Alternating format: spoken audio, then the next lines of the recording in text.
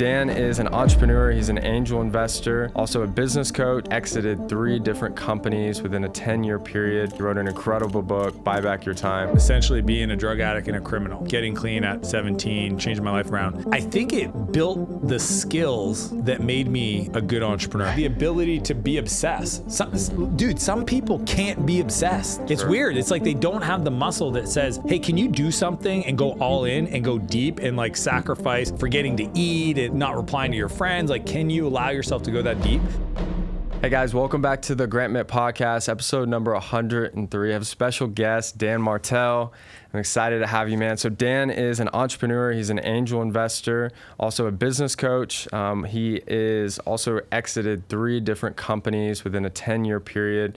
He is a guy that you want to know for anything business. He wrote an incredible book, Buy Back Your Time, Thanks, bro. which I oddly read, I think 2 years ago, which it makes social media so interesting because you see something online, you read it, and next thing you know, we're on a podcast together. So it's a pleasure to meet you, man, and have you on. I want to start off is I have a lot of listeners that they're in business, they're in entrepreneurship, and they just want to be successful at life, whatever that may be. What part of your childhood or maybe experience you had, maybe it was a collective of things, made you actually want to become an entrepreneur? It's kind of crazy because like I had a very interesting upbringing. Okay. Interesting as in like, you know, might have had some run-ins with the law, quite a few actually. So it's interesting. So that challenge of essentially being a drug addict and a criminal as a teenager, getting clean at 17, changing my life around, I think it built the skills that made me a good entrepreneur, if that makes sense. And what's crazy is that when I'm speaking to an audience of people, and I tell everybody to close their eyes, and I said, if you've ever, had troubles with the law, addiction, et cetera, raise your hand. 80% of the room's hand go up. Really? Yeah, because I think there's like a part of who they are as an entrepreneur that comes from the fact that they grew up with some kind of addictive personality. So they have obsession. Kind of a rebellion. Yeah, the rebellion, but it's also like the ability to be obsessed. Some people can't be obsessed. It's weird. It's like they don't have the muscle that says, hey, can you do something and go all in and go deep and like sacrifice forgetting to eat and like not replying to your friends? Like, can you allow yourself to go that deep? And then the other part is, I know it was true for me, growing up with so much uncertainty that I fought to build certainty in my life by owning my outcome. Okay. And it turns out if you're okay as a person dealing with uncertainty, it's a great place to be an entrepreneur. Yeah. Because entrepreneurs make decisions with imperfect information. Sure. That is the definition of being an entrepreneur. The people that don't, they need everything to be like perfect. I'm only going to do this if this, and this are true. And I feel this way. Then you'll never do it. Exactly. Right? And what are some things that you notice when you meet people early on for the first time that you're like, this guy's got it? I love that question. That's an awesome question. Because I have the privilege of meeting a lot of people just, from the social media and the book meetups and stuff. And I don't know if I got it. I'll tell you what, I can tell you what I see, whether they're able to materialize the effort to the rubber to the execution, that is always left to be seen over a long period of time. Because I'll tell you, I've invested in people. I've invested over 100 companies. Man, some of the entrepreneurs I thought were for sure winners were complete duds. Really? But it wasn't that they didn't have it. They just didn't know how to keep it going. They allowed the emotions to overwhelm them and then they stopped. You know what I mean? So you see the twinkle in their eyes. So what do I see? Determination. I mean, this guy, what was his name? He stopped me on the street this morning doing, you see him on TikTok. He's like, so crazy because I'm in Texas, I guess where he lives. Hey, excuse me, sir, have you ever been broke? Oh, yeah. What's his name? The School of Hard Knocks? Yeah, School of Hard Knocks. So those are some good friends. Yeah, so anyways. That's James. Yeah, James. So I'm walking down the street and he stops me. And I remember telling Sam after that whole interaction, I was like, dude, that guy, he's got it. You can tell. Why? He's just tuned in. His lights are on. Some people, their freaking lights are off. It's like the dimmer's been dimmed. And they're like, I call them NPCs, right? They're just walking around the world. And they're just like, murr, murr, murr. I'm like, can you please just be active participant in your life? So I see that. I see people that are willing to, especially if you see them in their fit, I'm like, oh, that's interesting. You understand what it's going to take to be healthy. Because like fitness is a gateway drug to business, right? because it teaches you, when you go to the gym, it teaches you the skills to actually be successful. What kind of skills? First off, nobody goes to the gym, works out once, and thinks they're going to look like C-Bum. Sure. Right? Do you know how many people have started a business and think they're going to be millionaires in 12 months? Almost everybody. Dude, ding dongs. That's dumb. That's the dumbest thing. You should stop that. So you have the ability to have delayed gratification, which is a beautiful skill as an entrepreneur. You're able to push yourself because you don't have that physical body without being able to go into the pain cave, right? Yeah. Most people, ooh, it hurts. Stop. Shut up. And then they wonder, just now some guy looked at me and he's like, oh, he literally said to me, the TRT looks good on you. I'm like, oh, this is Whole Foods. I don't even take creatine. He's like, shut up. And I'm like, no. And I get that because people don't know what the results of hard effort looks like. So when I see somebody that's fit, I go, oh, that person understands how to go long periods of time doing something hard. And then what I look for is, do they have the ability to communicate vision? Dude, no person has ever succeeded without the ability to communicate a vision. Because if they can't, then they don't have a team. If they don't have a team, they can't go far. They might be able to go fast. They just can't go far. Sure. I love that. That's what I look for. What do you think about how important is emotional control and mental toughness and their ability to handle stress? And is that something that can be taught, or is it something that people just have? Well, I'm proof it can be taught because, man, I was an asshole. I was angry. I was short with people. This is when you're 16, 17. This was last week. No, I'm just kidding. I've grown. Now I'm on this podcast. Look at my transformation. Yeah, I used to weigh 400 pounds. But yeah, I think 100%. I mean, Carol Dweck wrote a book called Growth Mindset that talks about the fact that our patterns, our characteristics, our IQ are not fixed. So that's good news. Even IQ. Yeah. Scientifically. Yeah. Because IQ is just pattern recognition. You can teach yourself how to be better at it. Okay. I would say the things that hold people back is always the emotional side. So there's the mechanics of it. It's just like even, the idea of delegating, what I talk about in my book. Mechanically, you could delegate the thing you shouldn't be doing to somebody else.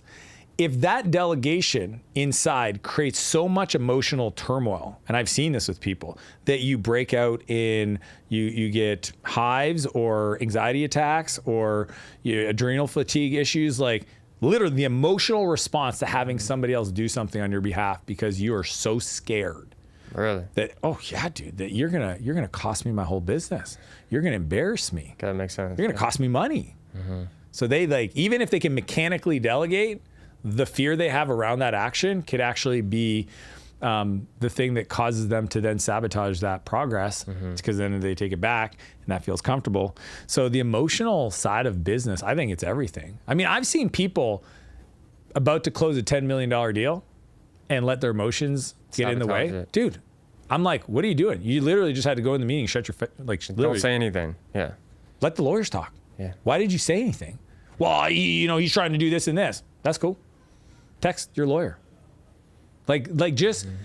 People don't realize that most of it, and this is the crazy part, it's emotional shrapnel that they created themselves, right? The business partner that's, he took advantage, he stole from me. You worked with him. You emotionally decided to work with him. You decided that red flag, I'm okay with it. Dude, red flags don't go down. You knew, I've never heard somebody fire somebody and say, there was no part of my gut that said they probably weren't going to be a fit. Yes. I've never said the sentence, I wish I wouldn't have listened to my gut. It's weird because I was just telling this to someone yesterday, and I said, I've never, to this point, I'm assuming it'll happen eventually, but I've never regretted firing someone. I only regretted not firing them sooner. Always. The flags only get bigger. And when you meet someone for the first time, when you interview someone for the first time, the best or worst of people, I don't think anybody wants to go out of their way to show you their weaknesses. So it's like, I've heard the saying, all families are dysfunctional, just some are better than hiding it. And I love that. I'm using that. You're right. I call it the Jerry Springer side of their family. Every family's got it. And and usually the ones that seem the most perfect are usually the weirdest. That's another thing. That's good. It's like they're secretly right. murderers. The religious family, Catholic, they're like, God. And it's like, you're the creepy dude. And the ones that show that you think that they would naturally be the crazy ones or this, they're actually showing you all the weirdness that they got. Yeah. And they're actually a lot more normal than you think. And so one lesson that I learned early on in interviewing, so much so that I made sure I was always on the second or third interview, especially like early on when I was starting in business, is I'd have my most relaxed, cool manager do the first round, because I wanted to break that person's guard down so much to where they just felt like they were talking with a friend. So they would say anything to him, and he'd go, tell me, do y'all want to just secretly start a business? Do you want to end up doing this? Yeah. Like, you can tell me, bro. I've been thinking about that. And he'll just say all these different things, and they spill the beans. Smart. And so you know who you're actually dealing with. But it's weird that life is so much a game of unspokens, and what drives people and all these different things is so interesting. Do you think when it comes to people and their emotional toughness, what things do you think really set it up to make him to where, look, if they're for the last 5 years of life really struggled to be able to grow as a person, to handle pressure, like what things can they do to fix that and actually become mentally tough and not sabotage that deal? There's a lot of stuff. I mean, the challenge I think is most people don't have the space in their life to do the work, right? Most people are broke because they keep spending time to save money instead of spending money to save time. Like right off the bat, especially if you're an entrepreneur, you're probably working 60, 80 hours a week. So when they hear us talking about like, yeah, you should go to a seminar, you should go get a therapist, they're like, they get triggered because they're like, how? I don't have the time. Right. Well, I know why you don't have the time, because you literally don't prioritize it, or you invest. Like I grew up, my dad owned real estate. He had a few cottages and rental properties, and every Sunday he would mow the lawn. And I'm like, Dad, why do you mow the lawn? You can pay somebody to do that. He goes, I like to do that. I said, well, why don't you mow the neighbor's lawn? Well, I don't like to do it that much. Well, then your definition of like and mine are completely different. Sure. He didn't understand that if he would have invested the money to save time for him to get better, right? Maybe his perspective on the world, his blueprint, his emotions, the mental toughness, he could have found more deals, real estate deals. Again, if that was his goal, to grow his business or his life. And I think that, at the end of the day, most people don't do things because of fear. Right? And it's usually one of three fears. It's either the fear of judgment, the fear of being rejected, or, this is a crazy one that most people don't realize, the fear of success. And the reason why it's fear of success, Grant, is because if I achieve, like if you start driving around in a fancy car, then you always have to have a fancy car because you're the guy with the fancy car. But what if you lose the car? Okay, so most people are not willing to win because they don't want to be held to the standard of having to be at that level. Because what if I don't want to be at that level anymore? They wouldn't feel comfortable with the perception of them failing. This is where I recommend people get to, because it's a beautiful place to live from, okay? It's realizing that whatever you set as a goal to achieve is there to allow you to feel a certain way. Does that make sense? Great, yeah. I ask people, why do you want to be rich? Well, because I want to live this life. Why? So then I'll feel blah, blah, blah, whatever it is. Okay. Impact. Why impact? Because I want to feel like I'm being useful, blah, blah, blah. Cool. The crazy part is all those goals and that list are only a criteria list that you made up in your mind to allow you to feel that way. And the cool part is you can feel that way today. So right now, in this moment, whatever feeling you want, if you actually didn't create from a place of lack, trying to fill a hole of not enoughness, instead realize that you are everything you could ever want to be, and then create from that place. I think that's the coolest thing in the world. So I think it was Ram Dass said, he said, involved, not committed, right? Or unattached, right? Involved. Like I want to create, I want to be part of it, but I'm unattached to the outcome, which is kind of a weird concept. People are like, how do you drive a business? It's like, I have a desire to create things for the people around me and be successful. But if they don't happen, did I do everything I possibly could with the information I had at the time? Yeah, cool. I'm not gonna beat myself up. All right. What do you think, one of my lowest performing content, which I think is actually the most important, is accountability. And I want to hear your thoughts on this, but I found that most of the world, there's nothing they hate more than being held accountable. And have you noticed a trend of successful people that hold themselves accountable? Like I have a saying that's like, if it rains, it's my fault because I could have flown to another city where it was sunny. How important is that to business and entrepreneurship? Well, let me, if I could, real quick, to say why your content didn't perform well is because the internet likes success porn, and that sounds like work. They like hacks and tricks. Those go viral. Easy mindset, viral, like easy. Just they're not anything that looks like work. They don't want it. Anything that sounds hard. 100% accountability for who you are and where you're at in your life. 100%. Nobody else to blame. I don't like that. That messes with every story I've told myself. The government this, my ex-girlfriend that, my ex-wife this, my coworker that. Like, no, I can't mess with those stories. Those stories are like, I need those stories. If not, then all of a sudden, you're telling me justify what I did.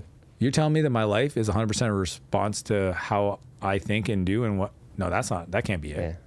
So yeah, I've never, it's almost to the degree that people are accountable for 100% of their situation and everything is to the degree that they actually have control and power to change it. And the problem is that if you default to blaming other people for anything, including the weather, right?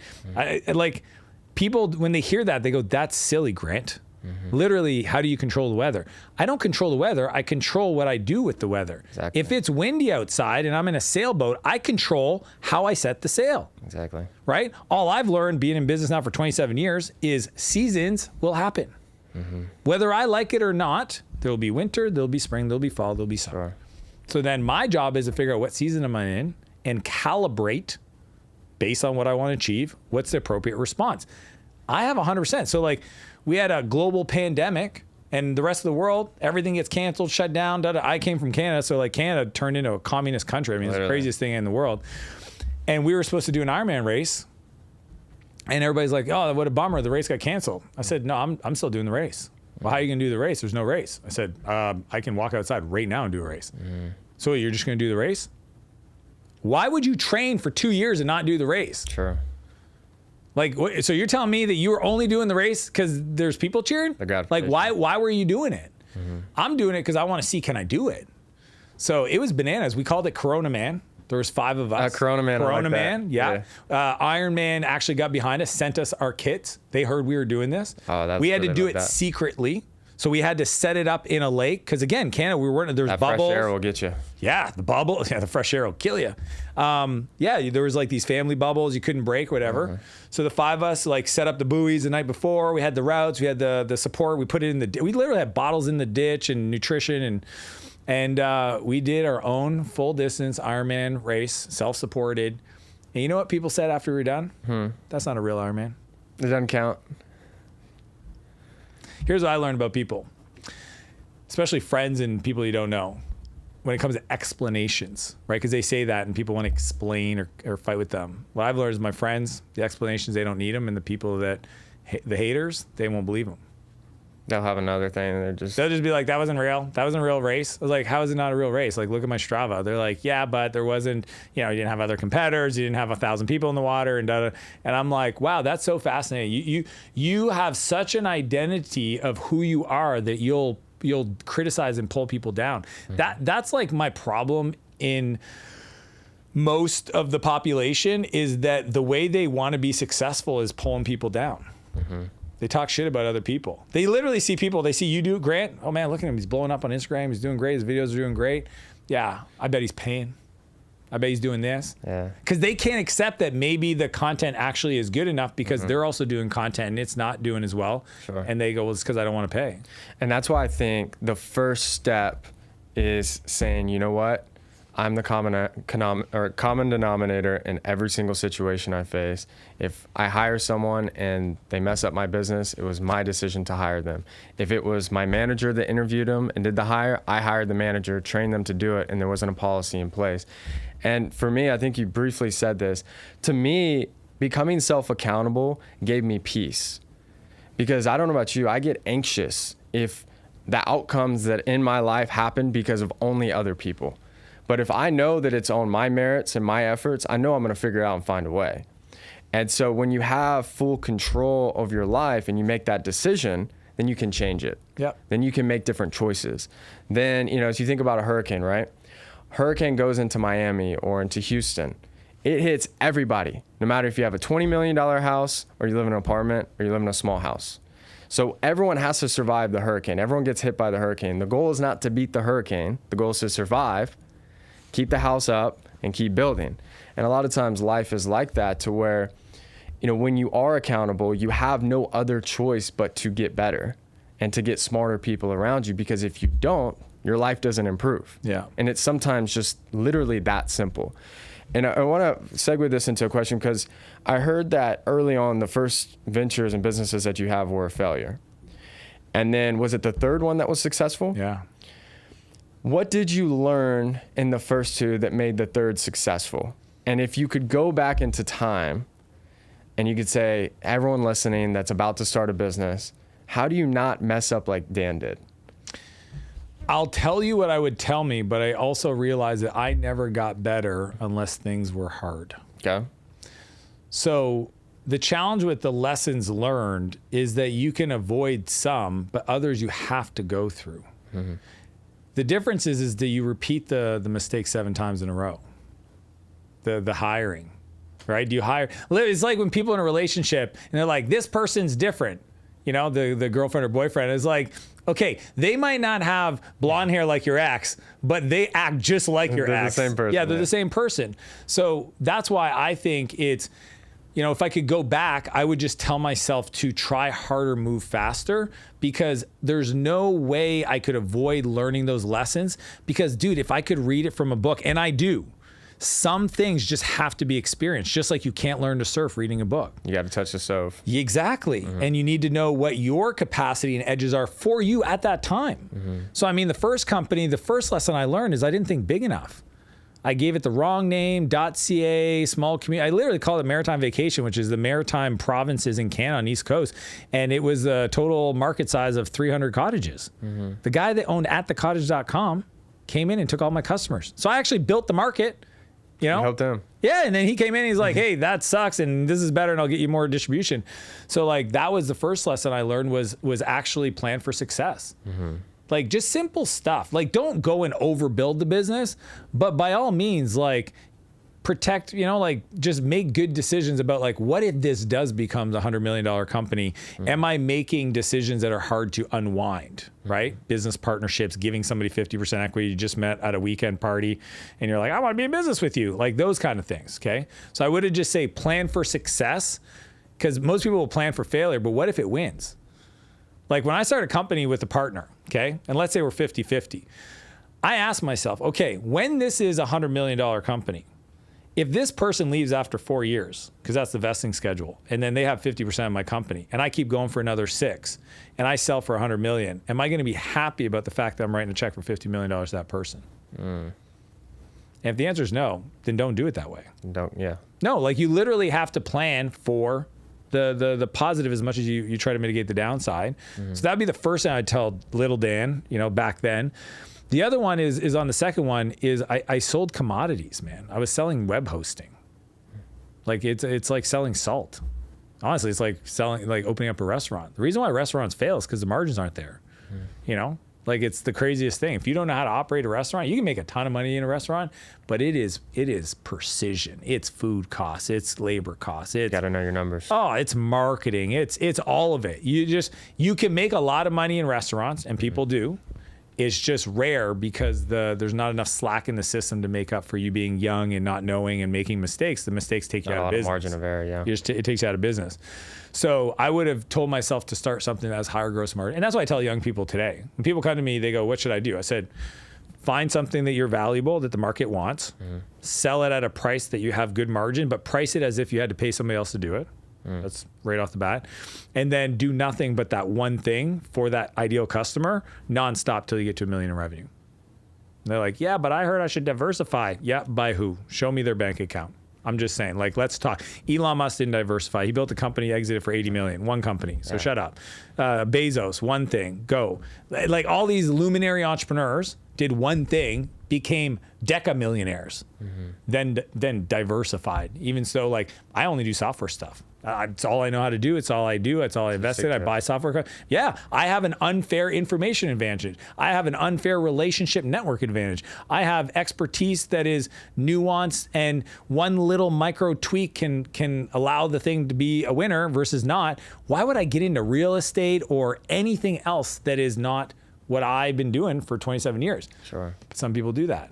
right? Because they're curious, they're interested. And so it's not, I call it diversification, right? Like they should just focus on one thing. Follow one course until successful is what focus stands for. So when you had, walk me through in that third business, the first year. Awesome question. What does that look like? Because a lot of times I have people go, Grant, how do I get the money?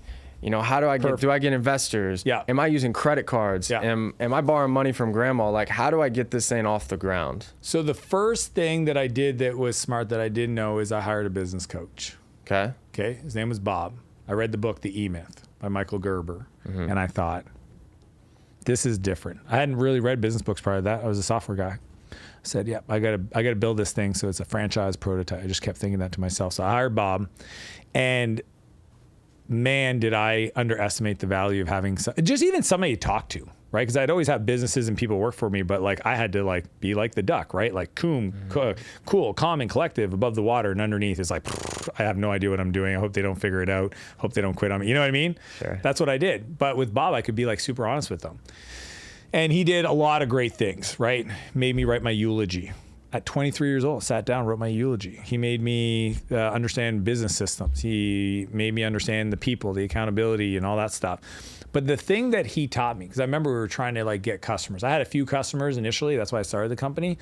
But I didn't know how to get more. And he tells me this story about this like ultimate sales guy. He was like an office supply sales guy. And this young guy joins the team. And there's this lure of this like super duper sales guy on the team, but he didn't come to the office. Nobody had seen him in months. And this young sales guy was like, well, I need to meet him because I want to know how he does what he does. And they say, oh, you'll never meet him. And just out of desperation, well-crafted email and some voice messages. Finally, the super duper sales guy goes, all right, young person, because he was retiring soon. He said, if you want to learn, meet me in this parking lot at this time on Saturday. And he's sitting in the car, he sees the guy in a car and he assumes it's him. And the guy says, get in my car. And he sits next to him. And he goes, you know what we're doing here? I said, no. He goes, do you know what that is across the street? He goes, oh, is that our competitor's like shipping building? He's like, yeah, that's their warehouse. He goes, so what are we doing? He goes, watch this. And he starts his car and he follows the truck. And he literally writes down every location that truck went to, essentially their competitors' customers.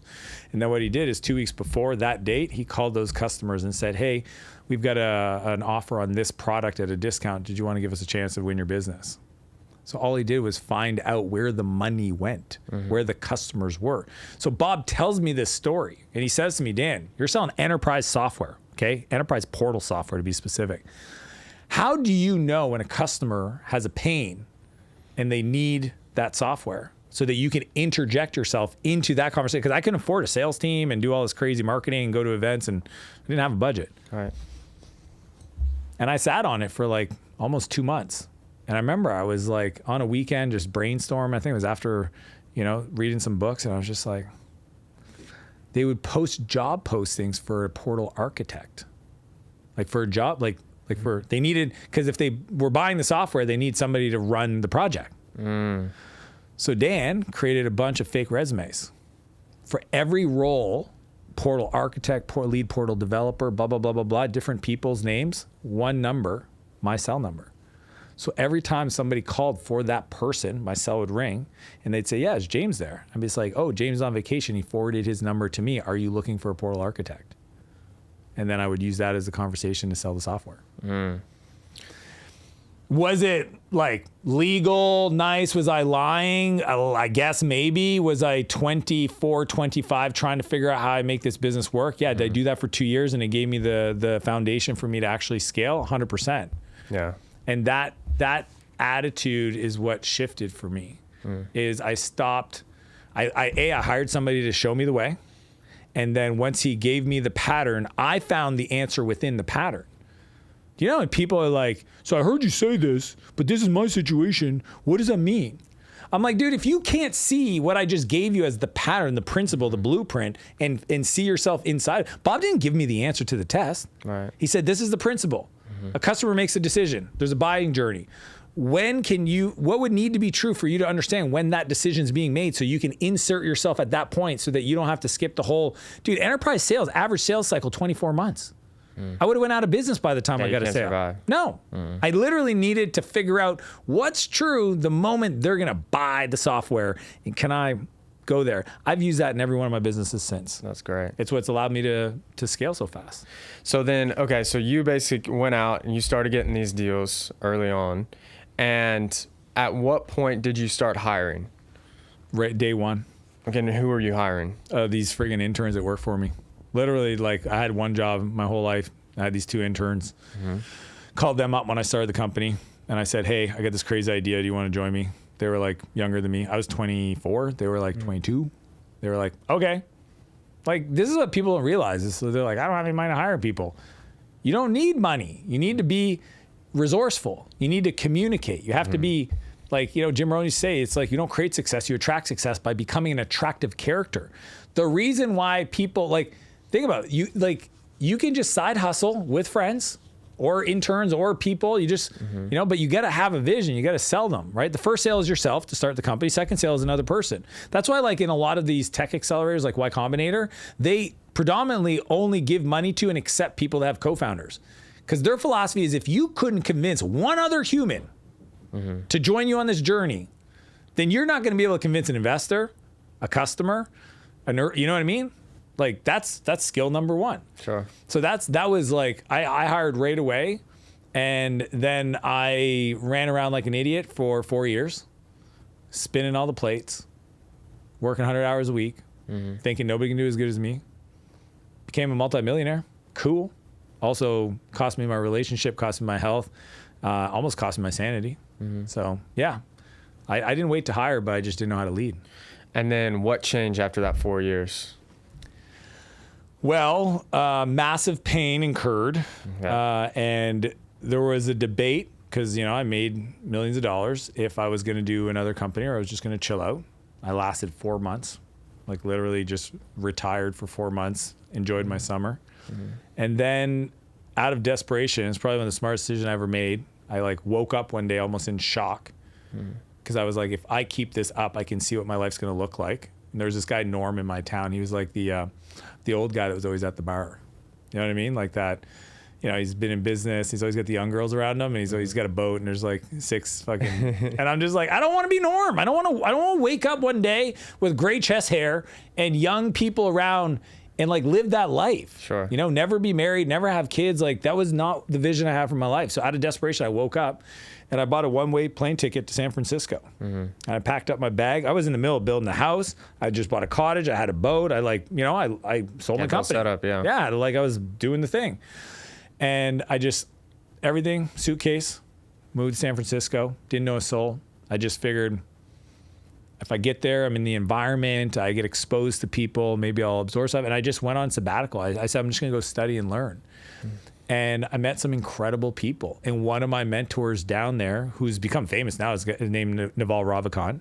Yeah. Yeah. Like people know Naval now. Awesome, yeah. Oh yeah. But back then I like met him at a Canadian embassy party.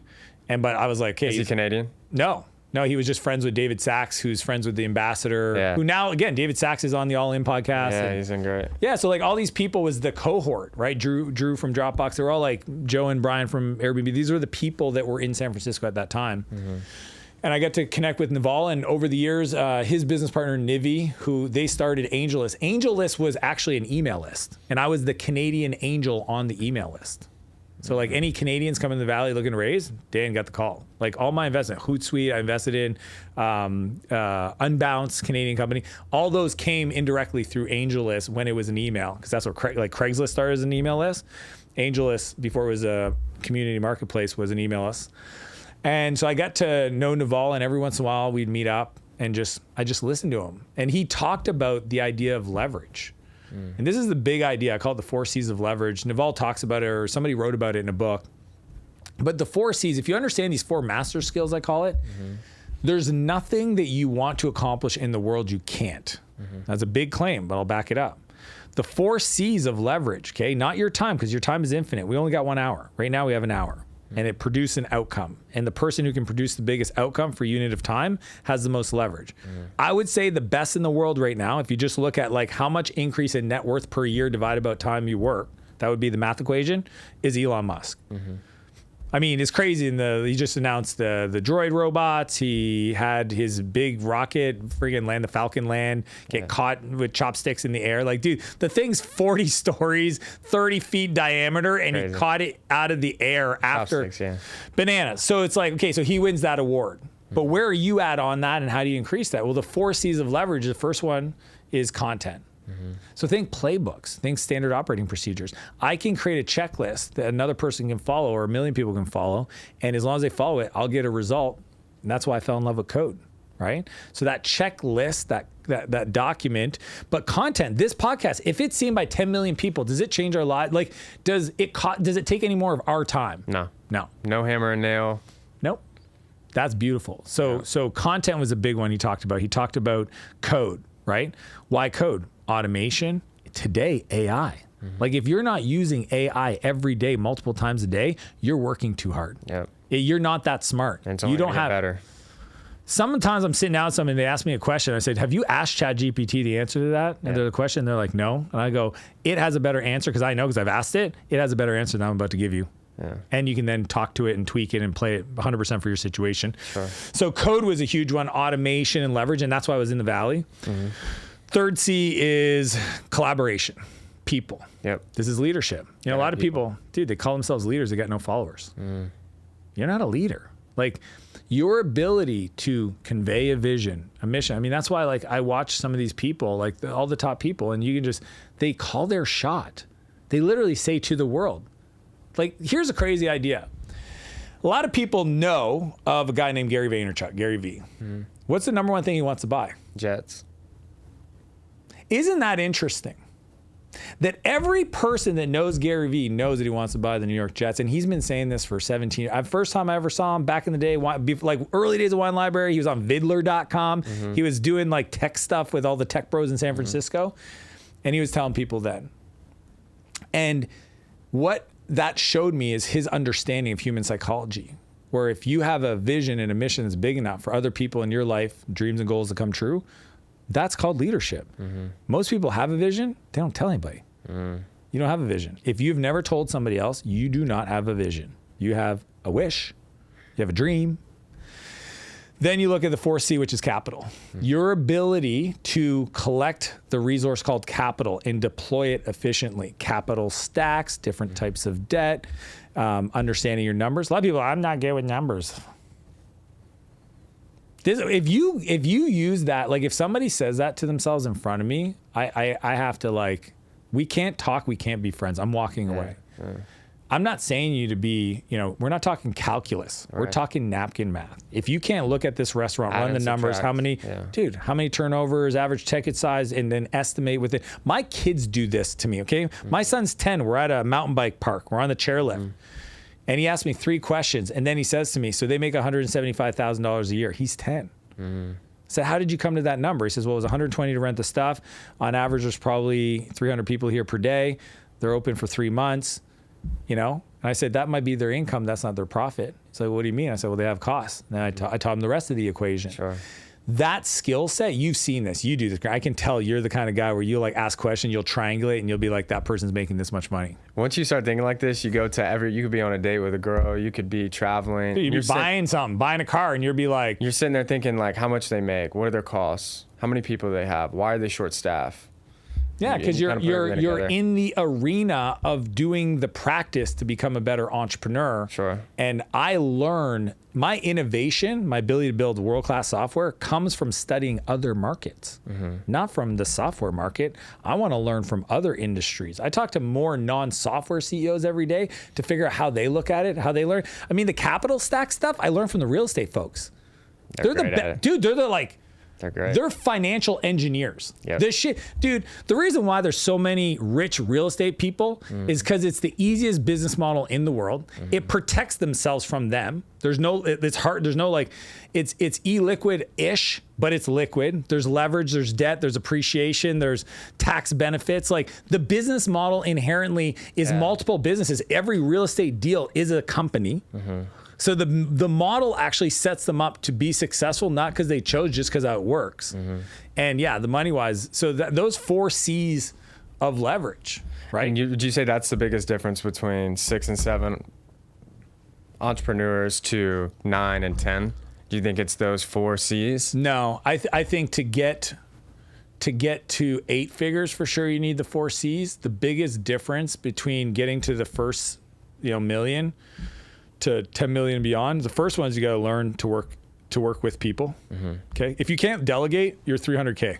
I can prove it. Think 100%. About every professional, doctor, high skilled individual. Yeah. Lawyers. Yeah. You can be the world's best property estimator. You can make 300 grand a year, but that's your cap because you can't work with other people. To go from 3 to 2, then you got to learn to delegate. That's the skill. But most people, to get to 2, they might have 12 to 15 employees and they cap out because they can't learn to let go. The next skill to go from 2 to 10 is the ability to work through people. So now all of a sudden you actually have to stay out of a department, work through the head of the department to affect change in your company. More policy, very direction. Tough, very tough. Yes. Yeah, it's leadership, it's communication, it's strategic planning. To go from, 8 figures and beyond, 10 million plus, you have to have the ability to recruit drivers. Drivers are people that wake up, that will drive an outcome forward, whether you're present or not, because it's who they are. And sometimes they'd rather you not even bother them. You should actually step the fuck out of the way. You get out of their way, or they'll probably leave. But the problem is that person, if you don't know how to identify them, they could be right under your nose and you don't even know it. They could be on your team right now. The problem is they're going to quit next month. Okay? So know how to identify it. And 2, you got to create the scenario where they want to be partners with you. So most people that are 8 figures still don't understand. They haven't created an environment to attract and retain that kind of driver. And what happens is if you don't, they'll go do it for themselves. Or they'll find somebody else like me that will partner with them to go build something massive. And they go, how did I lose Bob?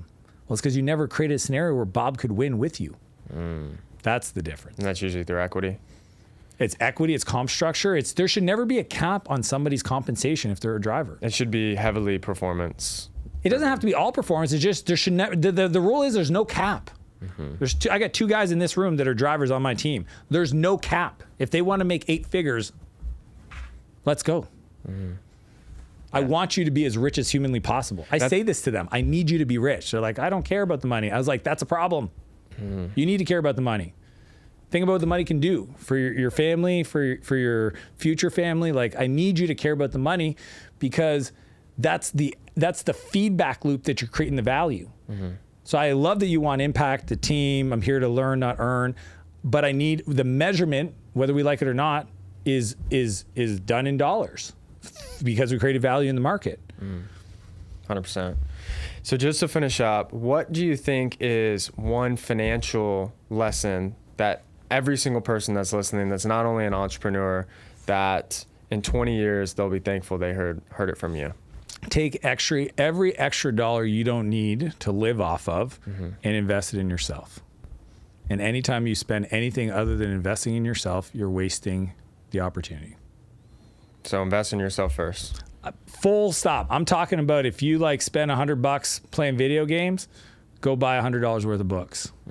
Stop messing around. Like if your goal is to be as successful as you can as soon as possible, and trust me, you want to be so you can enjoy life. Like everybody should want to be rich as fast as possible so that they can enjoy a rich life. Every extra dollar where you're like, but I heard I should put it in the S&P 500 dollar cost average into an index fund. Okay, do that and show me the people that tell you to do that. Okay, and I'll tell you what's in their bank account. Well, yeah, but no, this guy, he's worth 300 million. Let's talk about how he's worth 300 million, ding dong.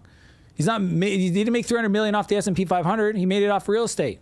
Then he put it there. Yeah. It's just funny. So the one thing I know is the better you are, you will take you with you in every situation for the rest of your life. Your quality of life will get better because you learn to deal with higher levels of stress and issues and situations. And you'll be more valuable and skillful to the market. And that's how the world works, whether you like it or not. We live in a capitalist society. The amount of value, not how much time. Some people are like, I work really hard. Output. Doesn't matter how hard you work. It's how much value you bring to that unit of time. The market will reciprocate, will reward you with it. So the more value will become. That's why every extra dollar invested in you. That equation will get you where you want to go as fast as possible. Because you'll become the person that's capable of creating the output to give you the life. And you'll have the emotional sanity to be able to deal with the complexity. right? You want to hit your complexity ceiling.